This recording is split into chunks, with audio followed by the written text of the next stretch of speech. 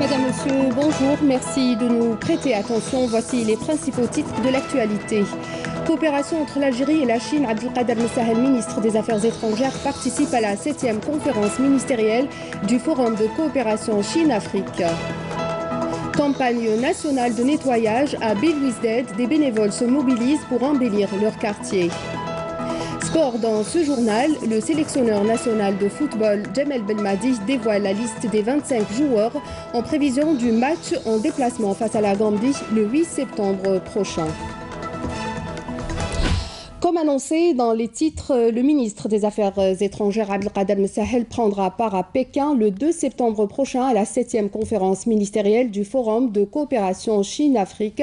Cette session qui intervient en préparation du 3e sommet du Forum de coopération Chine-Afrique prévu les 3 et 4 septembre prochains permettra au ministre des Affaires étrangères de procéder à une évaluation du partenariat Chine-Afrique et à la finalisation des 2 principaux documents devant sanctionner le sommet, à savoir la déclaration de cette rencontre et le plan d'action 2019-2021.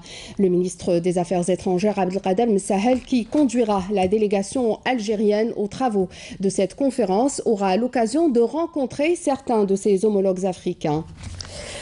Le premier groupe de pèlerins algériens des wilayas du Sud est de retour. 300 hadjis sont arrivés à l'aéroport de Ouargla. Un accueil des plus chaleureux leur a été réservé par leurs familles ainsi que les autorités locales. Sur place, toutes les mesures nécessaires ont été prises en vue de faciliter les procédures. Soumeya Zarouali. Le premier groupe de hadjis issus des wilayas du sud-est du pays a débarqué jeudi soir à l'aéroport d'Ain el-Beda dans la wilaya d'Ouargla. Composé de 300 hadjis en provenance de Jeddah, ce premier contingent a été accueilli par les autorités de la wilaya ainsi que par leurs familles. Ça s'est très bien passé pour nous. Nous avons été bien pris en charge à Arafat et à Muzdalifa. Dieu merci, nous avons accompli le 5e pilier de l'islam dans les meilleures conditions. Nous avons prié pour la prospérité de notre pays. Je tiens à remercier particulièrement les membres de la mission algérienne du Hajj qui étaient présents sur place 24 heures sur 24, que ce soit à Médine ou à la Mecque. Nous sommes très contents de l'accomplissement du pèlerinage. Puisse Allah bénir et agréer notre pèlerinage à tous. Ça s'est très bien passé. Nous avons prié pour notre pays et pour notre président. C'était très bien organisé cette année. Le pèlerinage s'est déroulé dans de bonnes conditions. Et afin d'assurer une meilleure prise en charge des hadjis, toutes les dispositions nécessaires ont été prises concernant les procédures administratives, douanières, ou encore les procédures de police.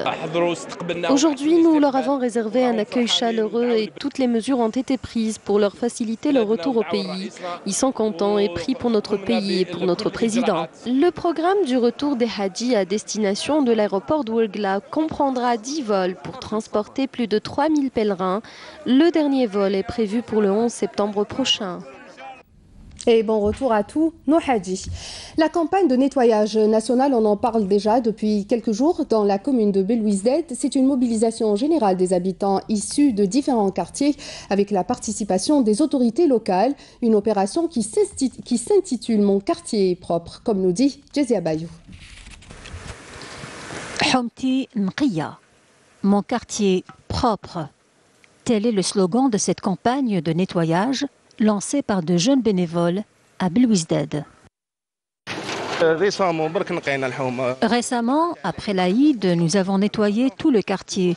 Et cette fois-ci, nous avons décidé de renouveler cette action pour nettoyer tous les recoins de fond en comble. L'avenue Ahmed Belkacem et la rue Cervantes, 2 taches noires qui abîment par cette image désolante tout cet espace en raison de certains comportements inappropriés. Ça fait des mois, Cervantes au niveau du 50, ça fait des mois ما عندناش les bacs. سمعت لو كان ماشي هنايا اولاد الحومه يتشاركوا ينقيو واحد ما راهو شايفينها لي باك ولا ديشارج بوبليك باسكو رابط الدار خلاوها دوبي بلوس دو 5 ولا 8 ans. كاين يرموا الحجر يرموا كلش. الحق البلديه هايش نقيه الوغ حنا اون لونسي ان ابل مع لي كوميتي دو كارتي مع لي اسوسياسيون مع لي زيبيك بدات هذه المبادرات وماشي حتى ما تحبس. Cette campagne de nettoyage lancée par l'APC d'Alger a été apparemment suivie par bon nombre de jeunes bénévoles qui n'ont pas hésité un instant à prêter main forte aux agents de nettoyage présents sur les lieux. اسروا جاو عاونونا ثاني مع السيق وحاشات هذوك والسيال ثاني جاو بالماء وناتكم ثالث هم معنا هم واقفين معنا ان شاء الله يوقفوا معنا هكذا كل يوم ماشي غير هذه المره. Après l'effort, le réconfort, du raisin offert par ce jeune du quartier à tous ces bénévoles en guise de remerciement pour leur travail et leur sens du civisme. Un très bel élan de solidarité. Agriculture à présent, la filière viticulture connaît un bon essor ces dernières années, et ce grâce à l'adoption de nouvelles techniques. L'exemple à Oran, où la production a atteint les 38 quintaux à l'hectare grâce à l'introduction de la technique de la pergola, nous dit Bedia Amarni. Malgré la réduction des surfaces de culture à Oran, la filière viticulture a connu cette année une hausse dans la production. L'introduction de nouvelles techniques est à l'origine de ce boom quantitatif mais aussi qualitatif réalisé dans ce domaine. Nous avons atteint une quantité de production de 38 tonnes à l'hectare. L'irrigation se fait en goutte à goutte. Nous possédons aussi une station de pompage, de filtration et de fertilisation. Nous utilisons aussi des engrais.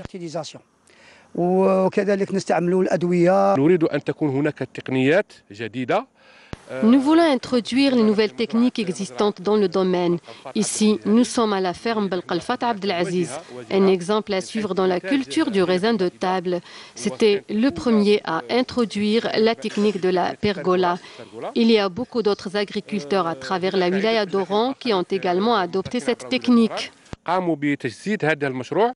La culture de la vigne exige beaucoup d'efforts, de travail pour augmenter les quantités. Vigne de table exige 220 à 230 jours de travaux culturaux par année. Parce que la vigne de table, elle est très sensible. La réhabilitation de cette filière contribuera à booster l'économie locale et nationale. La récolte du liège s'annonce cette année très bonne pour cette saison. Une production record enregistrée à travers 18 wilayas du pays. Tizi Ouzou est en tête de liste avec une production dépassant les 22 000 quintaux par an. Mounana Walhamoudi. Les exportations de l'Algérie en liège sont estimées à 59 milliards de dinars et occupent de ce fait la 3e place mondiale en matière de production de liège.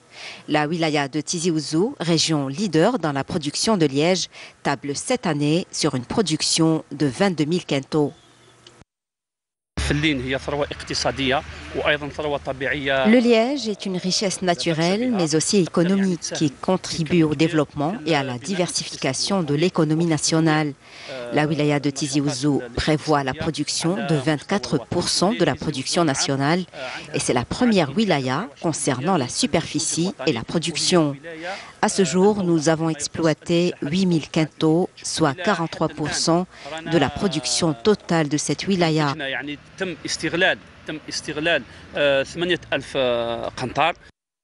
Ici, dans les vastes forêts de Azazga, principale source de liège, l'opération de récolte est à pied d'œuvre.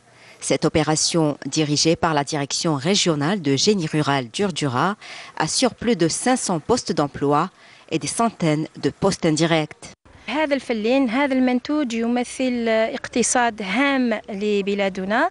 Ce produit précieux en phase d'exportation est une source de richesse pour notre pays. Cette année, nous allons participer aux semaines économiques qui se tiendront aux États-Unis, en Belgique et au Mali, en vue de conquérir de nouveaux marchés internationaux.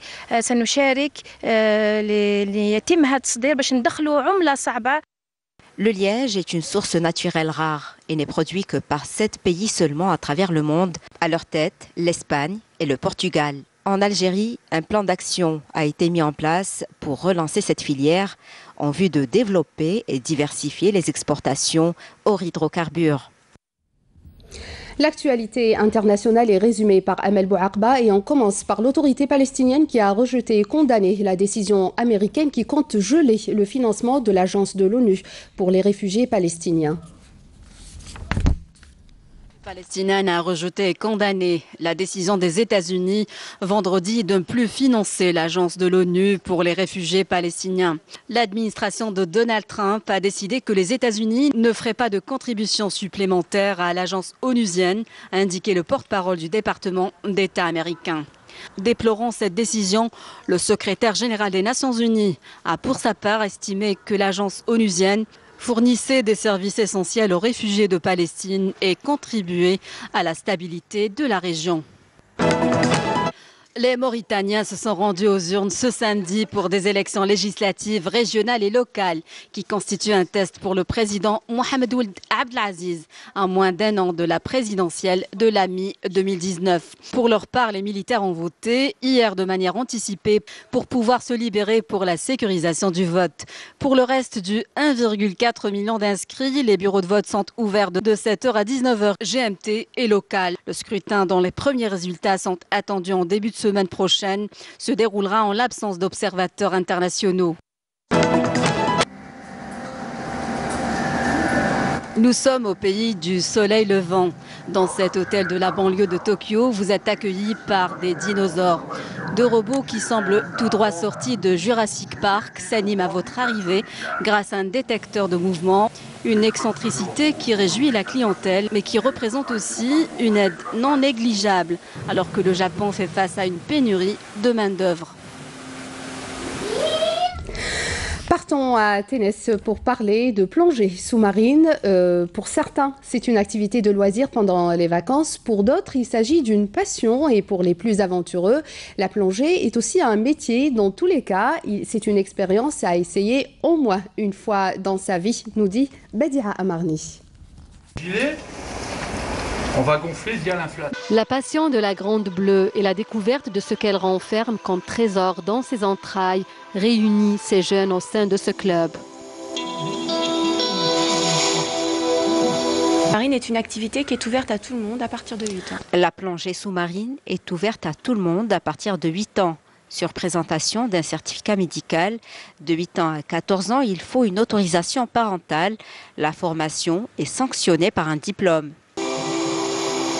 Certains de ces jeunes s'adonnent à cette activité de la plongée sous-marine par pur plaisir.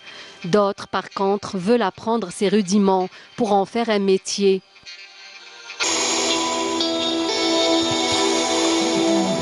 Franchement, c'est une chose extraordinaire, formidable, époustouflant simplement. À beaucoup d'occasions, nous avons organisé des activités. Parfois, nous nettoyons la côte de Ténès et parfois les fonds marins. La mer offre des opportunités de travail pour beaucoup de jeunes dans l'aquaculture, les ports, la maintenance également.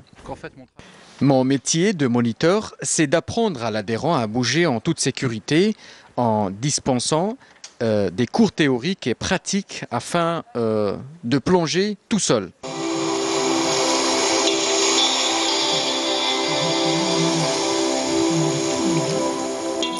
La plongée sous-marine attire de plus en plus de jeunes en Algérie. Un sport qui rime avec magie, plaisir et découverte.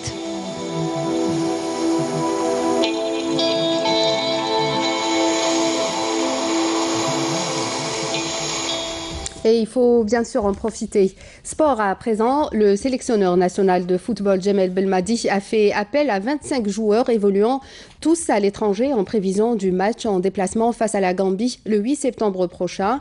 Le match aura lieu à 17h30 heure algérienne pour le compte de la deuxième journée des qualifications de la Coupe d'Afrique des Nations Cannes 2019. Selon la liste publiée hier sur le site officiel de la Fédération algérienne de football. La liste comprend donc 2 nouveaux joueurs, le gardien de but Alexandre Oukidja et le milieu offensif Farid Boulaya.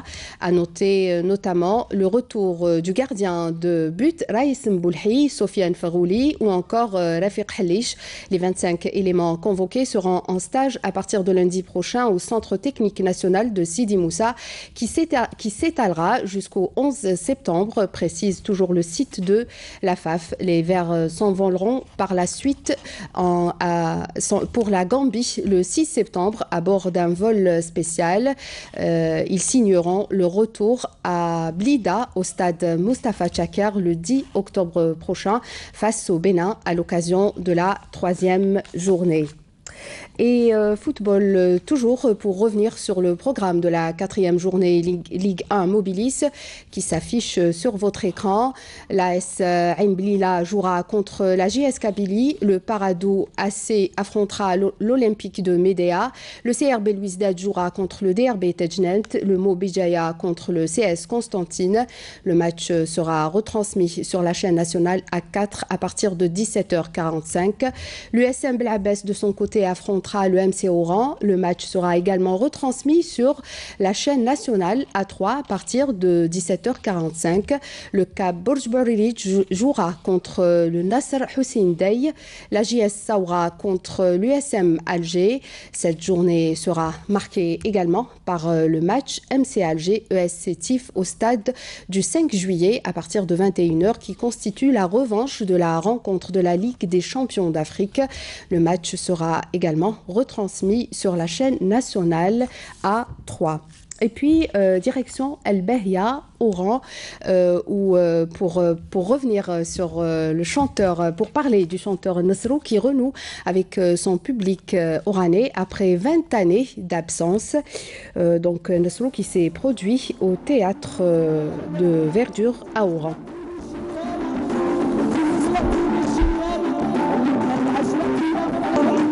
C'est un sujet.